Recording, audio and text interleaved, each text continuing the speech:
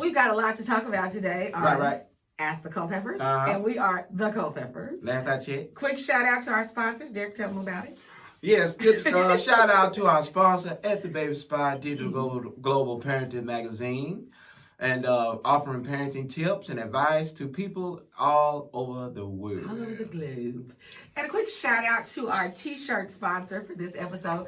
What's so cool is we've had some people say, hey, we want y'all to rep our shirts. Now, I may get in trouble for this shirt, Dr. Hudson, and you and I know why, but I am repping Dr. Hudson today because he hooked us up with some shirts from the Cedar Hill ISD. Cedar Hill ISD, the Longhorn. How do you do it? That's the Texas Longhorn, but how they Longhorn? But we better not celebrate too much. So anyway, so Gerald, thank you so much for taking care of us. Many of you may know Gerald Hudson is really the reason we came to Texas. He recruited us out of college to teach in our current district. And so we just wanted to show some love and say thank you for the shirts, Dr. Hudson. That's right. And I got to say something. Please yield the remainder of your time to me. I yield to the floor. So yeah, if it wasn't for Dr. Hudson, we wouldn't be here in Garland. We wouldn't. So just to give you a real shortest version I can.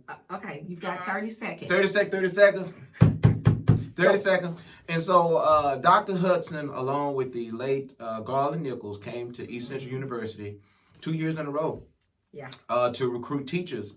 And so when Keisha and I had graduated, she was ready to rock and roll. But at that particular point, I didn't have the credentials to go into education. And so what I did when I started working on my master's degree was went into education and started taking some classes in regards to the special education field under recommendation of my wife and my friend Jordan Elizarde's dad. Said, hey man, you need to go into this. And then I ended up going into alternative certification through Region 10. Yeah. But Gerald came back the following year. 2 years in a row. 2 years in a row. First year he didn't hook us. Yeah, he didn't hook us because I couldn't go. Say no. The second year, I had my credentials in place. We were ready. And he remembered us, and we had a baby stroller because DJ was 6 months old. Yeah, we could not get a sitter that day, and it was weird to bring a baby to a job fair. But thank you for not holding that against us. Yep. We had a little one at the time, and no one to watch him that day. But Gerald was great, and so was Mr. Nichols, and so so it worked out. So we're very blessed. And Keisha and I worked right down the street from each other. Yeah, she was at the elementary and I was at the high school on the same street in Garland. So and that was perfect because we had one car. Yeah, we had one car at the time and a bicycle. That's right. And Derek would ride his bike quite a long way. That's right. Need to get back to that. Now we're gonna dive into the question. No, not yet. No, because it works. It goes together. Okay. All right. Let's go. All right. So here's the question for today, and this question comes from Adara. And it reads, Dear Lakeisha, sorry, Derek, this question is for Mama Culpepper. I have 3 kids now, and I was wondering how to keep up a beauty regimen when you are a working mom of 3. I know a little bit about that. I feel like I can't even have time to take a shower, let alone do something for myself. So if you want to keep up with your beauty regimen. Thank you, Adora, for this question. That's for me. So Derek is just going to sit quietly today. Okay, and it does go with my cast. And I was thinking about it this morning. So a couple little pointers, which hopefully will be helpful to you and whoever's watching today. It is so weird, but like our kids, the first 2 were just a couple years apart. So I had little big babies at the same time. Then there was 8 and 10 years between Linda. But really, one of the things that I did to be able to have time for me, not only for a beauty regimen, but sometimes just for quiet meditation, prayer, and reading, I always put my kids in the bed at 7:30. And our pediatrician and family doctor laughs to this day because he's like, oh, Keisha, that is too early. But it wasn't. So I would get them ready. We would have dinner. And during this time, Derek was still coaching football, so we never saw him. So I would get them really down for the night at 7:30. And I would tell them, you don't have to go to sleep. And at this time, our kids did not have televisions in their bedrooms. But they could read, they could play quietly. But they knew if they bothered me or made a loud sound or got into it, it was bedtime. And so normally I even had that understanding. So at 7:30 we shut it down. And so and the kids know that even now, which is so funny because we do kind of the same thing with Linda. Now the bigger kids are up later, so she stays up a little bit later. And I've extended her bedtime. But that was really part of it, is really having a regimen and a routine for what everyone else was going to be doing, because that's the hard part. The hard part isn't what you do with your free time.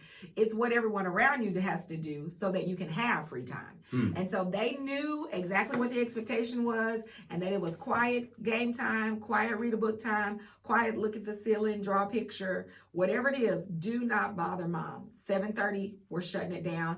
And it really helped us ease into a quiet night. And really there's a lot of research that supports that cutting that screen time off an hour before bedtime.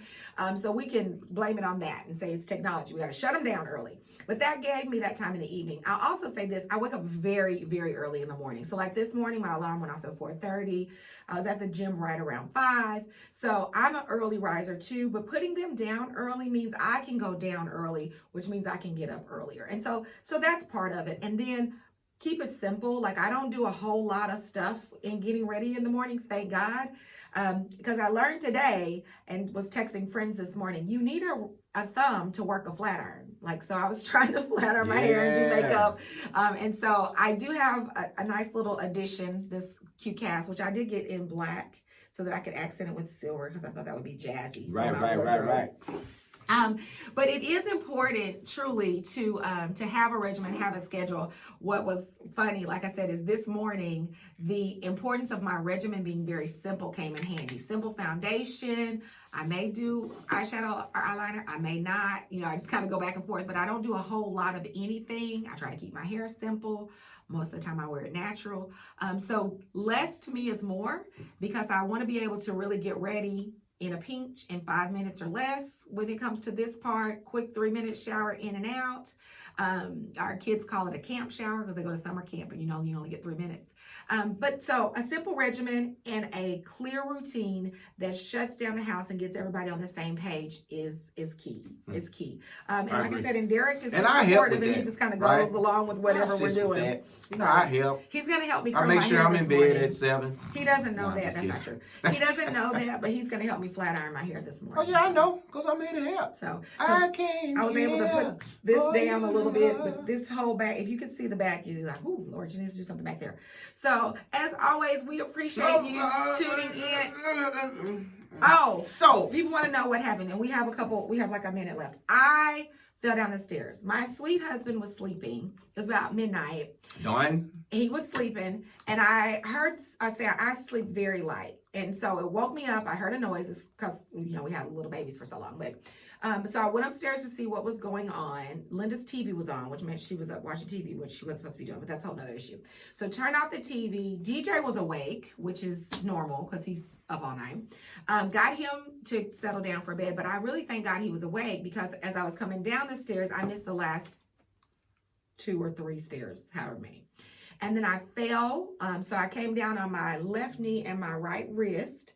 And so I have a fracture in what I thought was the sandwich pocket. I know the doctor said sandwich pocket, but it's probably pain medicine. He actually said snuff box. So it's like, I told the orthopedist, I was like, he said it was something wrong with my sandwich pocket. He was like, he should hit those thumbs up. I don't think that's what he said. Those hearts and thumbs up. But anyway, so that's what happened. But but I'm fine though. I just so even with me, I'm more cautious when I walk around the house now. Because versus being a soft hand that hits me across the back of the head, you understand what I mean? I really wish you would not joke about that. No, I'm just saying. I'm just talking about slap across the back of the head. Slapped. He is full of like that right there? It used to be all, baby. We thank you for tuning in today. Remember to submit your questions to the email address below. Follow us on all of our social media platforms, Instagram, Facebook, Twitter, and the YouTube. Thank you for listening. All right, y'all. Peace and agri.